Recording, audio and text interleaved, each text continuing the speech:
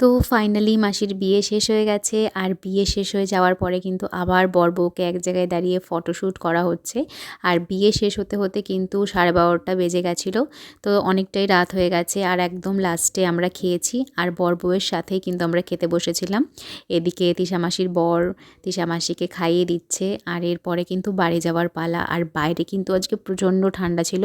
আর শাড়ি যেহেতু পরেছিলাম ওই জন্য সোয়েটার ফোয়েটার কিছুই আনিনি।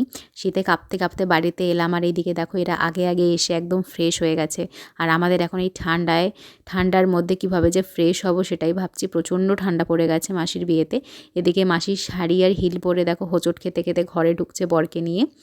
তো সবাই মিলে আবার আমরা ওয়েলকাম করলাম উলুধ্বনি শঙ্খধ্বনি দিয়ে মাসিকে। আর এরপরে তো আবার বাসর জাগা আছে, সারাটা রাত আজকে জাগতে হবে। আর যেহেতু বর গান জানে তো গানের আসর বসবে না সেটা কি হয় বল।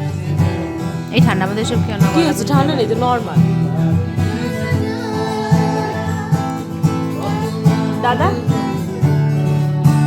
এই ঠান্ডা লেগেছে, গলা বসে গেছে। সারা রাতে কিন্তু এরকম গান বাজনা চলেছে আর আমি তো ভীষণ টায়ার্ড, আমি আর পারছি না জেগে থাকতে।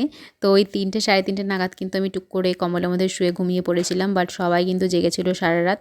আর ঘুম কিন্তু এই আওয়াজের মধ্যে খুব একটা ভালো হয়নি। তো চলো এখন ঘুমাই, সকালে উঠে দেখা হবে, টাটা।